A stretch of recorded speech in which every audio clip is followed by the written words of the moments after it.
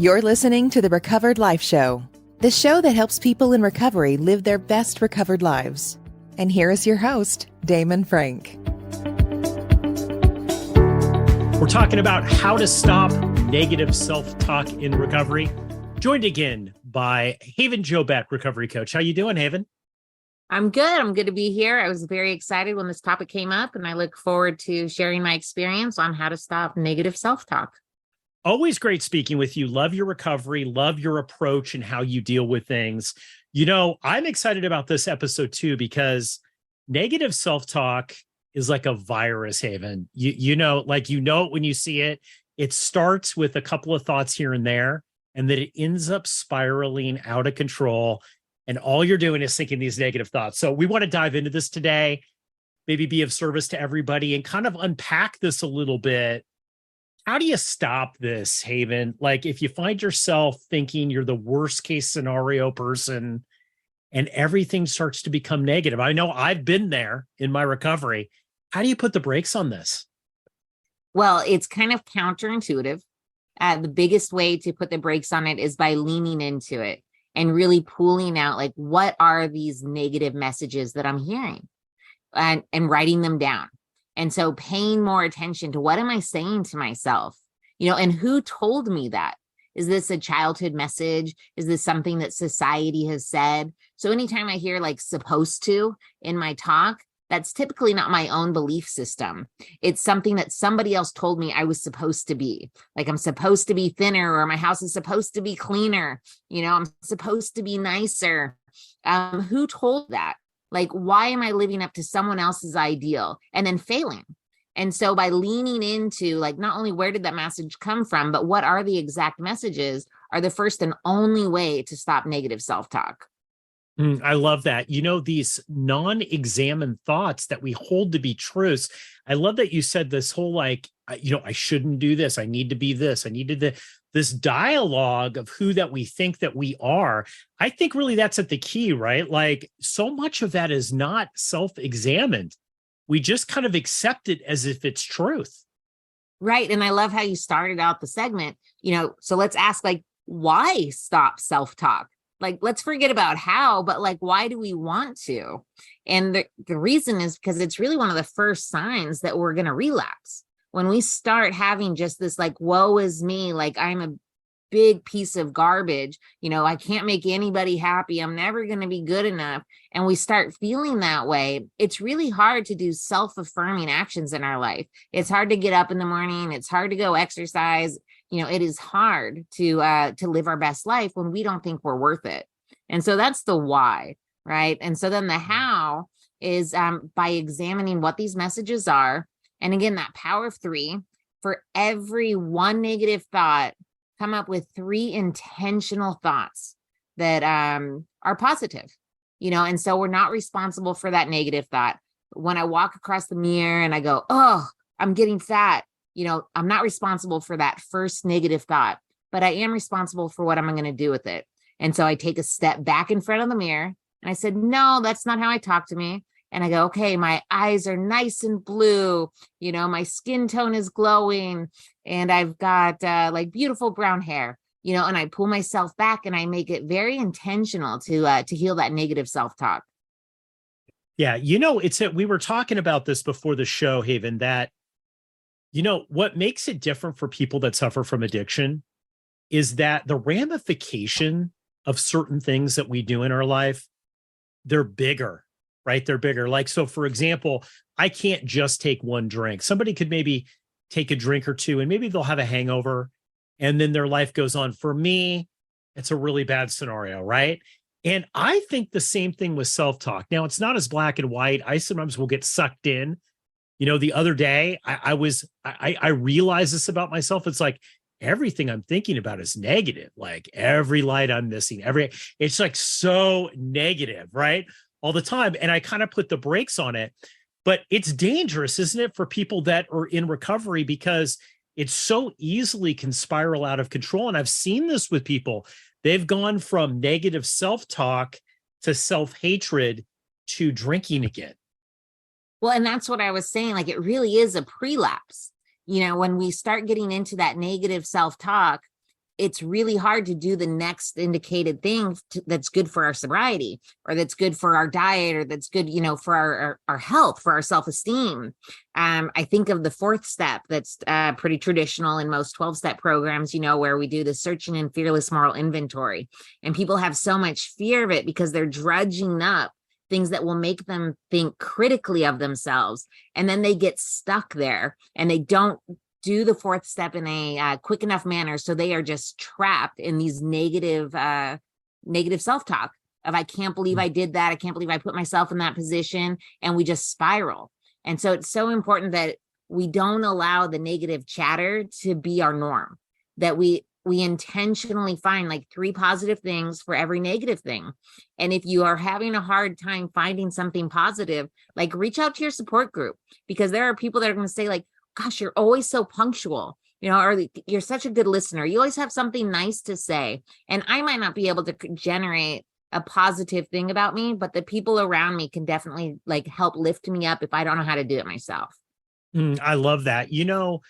I think one of the more powerful things that I've gotten in my recovery, Haven, and I know you and I have had a lot of discussions about breakthroughs that we've had. One of it is to start examining my thoughts that I'm having and start to ask these different questions, right? Like, one of my favorite questions is, what's really going on here? Because if I find myself keep getting sucked into this negative, like everything's bad. And look, I'm not one of these people who are perfect with this. I'm better than I was. But man, I'll have times where I'm just going to admit, Haven, I don't know if you go through this, but like I have times where it's just like, it's hard to see the upside on things. And it's easy to get sucked in, but just examining those thoughts and, asking these questions that you're talking about, like, what's really going on here? Why do I feel that everything's negative when all the empirical data is not everything is negative? Well, and the thing is too, is that my negative self-talk has become so indoctrined, like it's a part of my DNA. And so sometimes I don't even notice that it's happening. And so when I am being like negative or critical of every driver on the road, or all of a sudden my husband can't do anything right, I'll go, oh, I am being negative. And then I can go, how am I talking to myself? And as a recovering addict, I get to take a few steps back and go, what happened that made me feel out of control for me to start having this negative self-talk or this negative talk to other people, because typically if I'm being critical of myself, I'm being critical of others too. And so again, it's like, I want to be harmonious with the world, because that keeps me at equilibrium. When I'm out of homeostasis, I am going to want to fix that. And typically that takes, flour, sugar, or alcohol, where I want to get back into feeling good. And as an alcoholic, like I like feeling good. And so instead of letting myself get into a relapse, once I notice the prelapse, I need to use that positive affirmation. And again, 3 to 1, every negative thought I notice, I need to say 3 intentional positive things about me. And it takes work, but the outcome is it's a glorious recovered life. You know what? I love that. I love that approach that you have, because it's easy to execute, because in the midst of it, it's hard for me sometimes. It's hard to stop myself, but having those 3 things I think is really good. I know one of the things that was big in my recovery is Byron Katie, who's a big self-improvement coach, always talks about like, who's in sobriety, talks about like, how do I know that this is true? Right. And I want to talk about the relapse and the prelapse that you were talking about.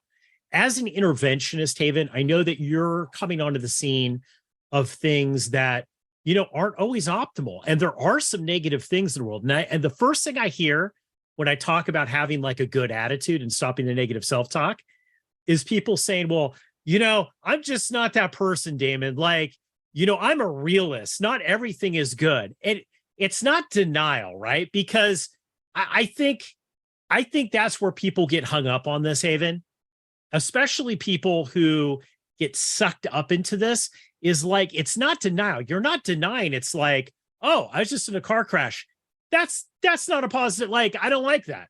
But it's this constant having to feel good all the time. Like, you're not going to feel good all the time in recovery. In my opinion, That's the thing, right? When I'm walking across the mirror, like my thighs might be big, but why am I focusing on that? Why did I let my eyes get trained onto my bigger thighs when I have 3 beautiful attributes about the way that I look? And so part of disordered thinking, right, is that we are focusing on the negative parts of our life. And that has been trained in us. And so what that means then is that we can retrain ourselves to see the positive. Traffic is always going to suck, and it's always going to be there. But instead of focusing on the traffic, we focus on not getting a speeding ticket. And how wonderful is that, And so it's retraining our brain to focus on the positive. It's not denial, and it's not even negating the negative. It's just retraining our eyes and retraining our brains to see the positive. Because when we see the positive, then we're in homeostasis with the world, and we don't have a big counterbalance that we need to make ourselves happy again. I love that because, the positive, that's a great, I never really thought about it that way. But, what I'm seeing in a lot of recovery now, which is exciting, is you have kind of some of the new thought movement kind of creeping in and meshing with some of the 12 steps, using some of this, because I know when I first got sober, it was kind of expected and the culture was kind of grim. I'm going to be honest. It was kind of like a downer, right? And now you see pictures of people in recovery, happy, and it's not really packaged like that. And it's not that people were struggling any less now than they were when I got in. It's just that people's mindset is what sobriety means is more positive. And I see this a lot taking place is when people come in to this path, Haven. I know you work with a lot of people who are just starting out recovery. They're trying to get in, and immediately they come in with this mindset, and this negative self-talk is sobriety sucks. It's not going to be my life is over. I'm never going to have a really good life. I told myself I would never be able to go to a business meeting or have a business ever when I got, that was not even the case. Wow. And where did that disordered thinking come from? And how long did it take you into your sobriety to say, maybe this message isn't right? And so leaning into the negative thoughts and really putting them on paper, it's uncomfortable because it's been a subliminal message for so long. And I don't know who told us that we weren't allowed to have fun in sobriety or that the fun was over, when the reality was the fun was over long before we got sober. But refocusing on how can I have a good day today? What can I do to like myself? What can I do to enjoy the way that I look? What can I do to have fun in traffic? Intentional positive affirmations, intentional positive thoughts. They are within our power, and it takes time. But again, the payout is so much bigger than the effort that we put in. And it's really a beautiful life. So Haven, wrap this up here. I want to talk because people are going to talk about time. How long does this take, right? I know for me, there's some patterns decades later that I'm still breaking. There's some go-tos that I have where I would automatically go, but I've broken, I would say 95% of negative self-talk. I've really broken it.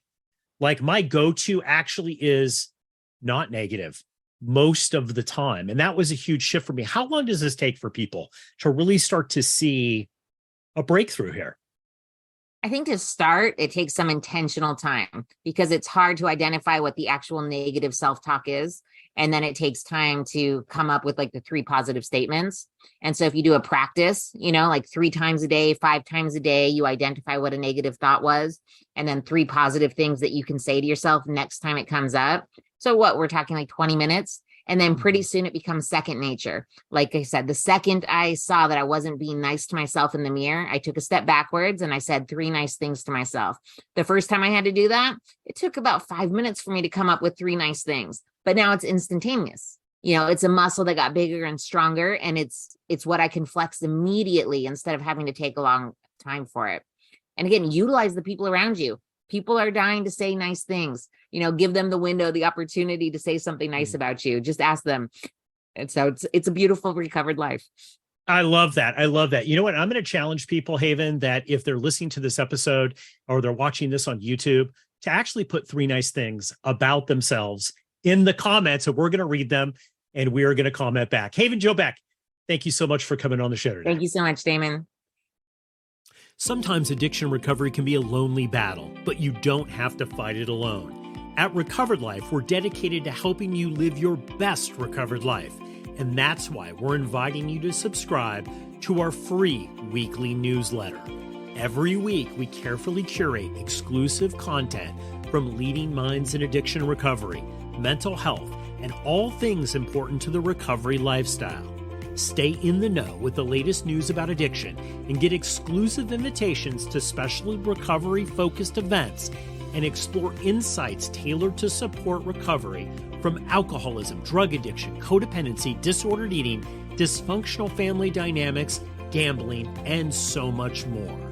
With our newsletter, each week becomes an opportunity for growth, healing, and taking a step closer to the life you deserve. Take your first step towards a brighter future today. Go to recoveredlife.us and subscribe for free. Sign up now at recoveredlife.us.